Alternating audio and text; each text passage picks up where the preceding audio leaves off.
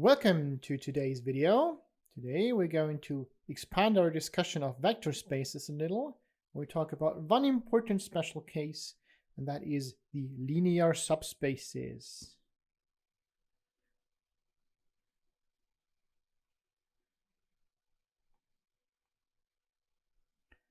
And actually, linear subspaces will be the most important special case of vector spaces that we will encounter in our future investigations.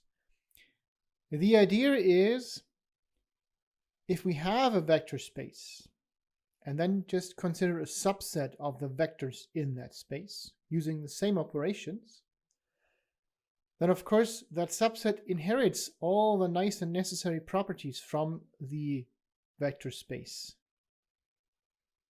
So all the axioms, all that is necessary for a vector space is already fulfilled in that subset.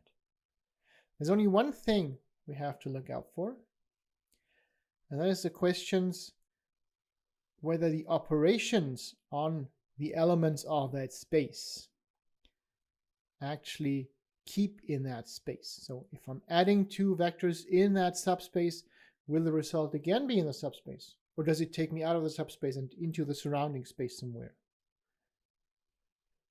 And the same thing must of course be true for scalar multiplication. Taking a vector and any scalar, is the result of that scalar multiplication still in the set or not? If those properties are fulfilled, if the operations do not lead to vectors outside of the subset, then of course that new subset is itself a vector space, and we call such a vector space a linear subspace. That's the basic idea here. So let's formulate that before we formally define the notion of a linear subspace. So the idea is, consider a subset of the vectors of a vector space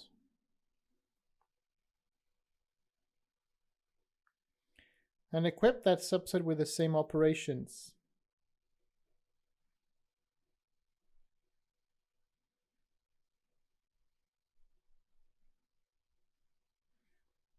As the, let's just say, the larger vector space.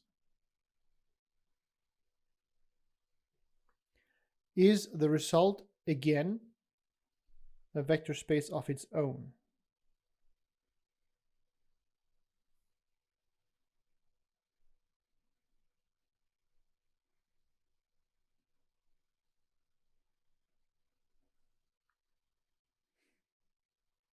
And the answer is mostly yes, because it will inherit all the nice properties that we know hold in our larger vector space.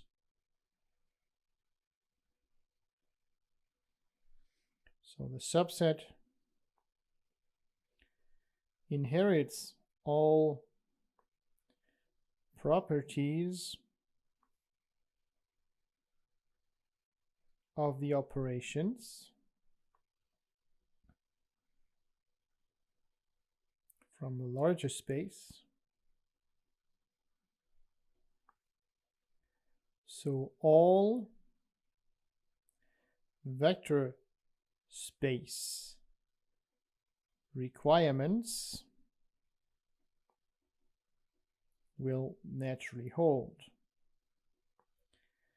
There's one caveat, and that is the operations on elements of that subset must of course produce a result that is again in the subset. Otherwise the operations are not really well defined on that set. So operations on elements in the subset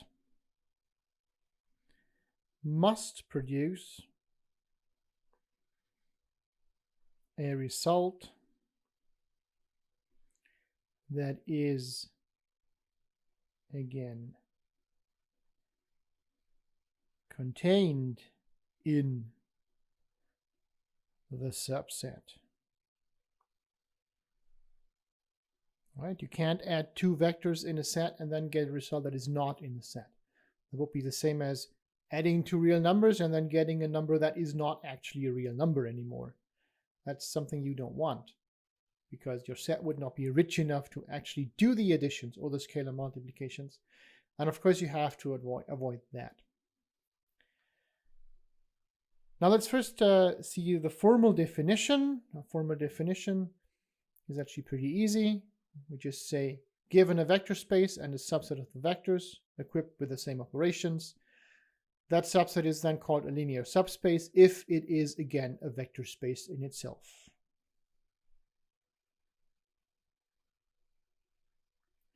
So that's the definition of a linear subspace.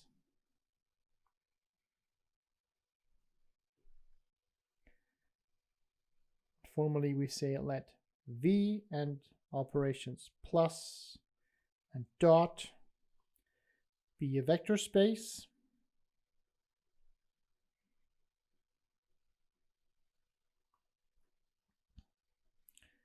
And let U be a subset of V. Then U equipped with these two operations from the surrounding space is called a linear subspace of V if the set U with those operations is itself a vector space. And we've already discussed when that is the case. So the simple criterion here is you just need to make sure that the operations do not lead to results outside of that set. And we add one more thing. We'll also add that this set U should not be the empty set. A vector space that does not contain anything is not really a proper vector space. So we don't want that. And that's the theorem here.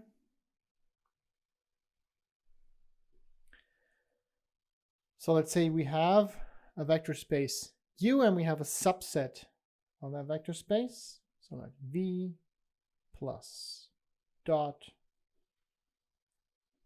be a vector space and U a subset of that set of vectors. And then we know that U with that same operations plus dot is a linear subspace of V if the following conditions hold.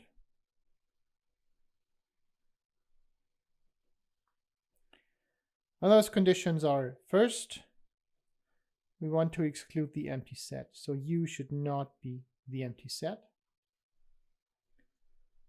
Second, we want to be sure that the vector addition of any two vectors of U is still in U. So for all AB in U, we get A plus B is again contained in U. And third, we want to be sure that scalar multiplication of a vector in U again produces a result that is in U. So for all A in U and all lambda in R, we get that lambda dot A is again in U. So that's the properties that we discussed. Basically what it says is that U is closed with respect to vector addition and scalar multiplication.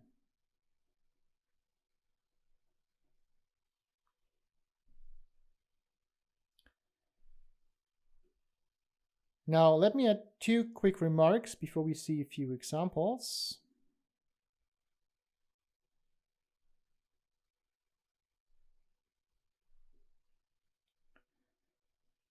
The first is those two last conditions, 2 and 3. Those are equivalent to a unified condition that we could also use. So if you'd rather write less but maybe think more, then this might be an alternative. So conditions 2 and 3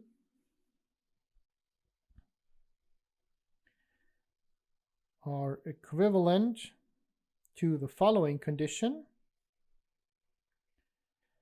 for all a, b in U and all lambda mu in R. We get lambda A plus mu B is again in U. And you can see I employed the convention here already that we do not differentiate the pluses or the dot signs if it's not really necessary. So you could also use this condition instead of test for 2 and 3 separately. But as I said, usually doing it this way will be more work and will require more brain power. So my recommendation is to actually test those two conditions here, 2 and 3, separately, because the probability for errors is significantly lower if you do that. And one more thing that I'd like to mention is these conditions, of course, imply that every linear subspace must contain the zero vector. The neutral element must always be in the vector space. Otherwise, it couldn't be a vector space. So that's the first thing you would usually look at. Given any subset and you want to know, is that a linear subspace? The first question that you ask is, does it contain the zero vector? That's often very easy to see. If you have the zero vector, then you already know the set is not empty. So condition 1, check. If you can't find a zero vector, then you know it can't be a linear subspace. So no need to check 2 and 3 because we're done anyway. There's no way in hell that could be a linear subspace anymore. So that's the first thing you should look at. That's the second remark here. So every linear subspace must contain the zero vector. And what I mean by that is, in general, the neutral element of vector addition.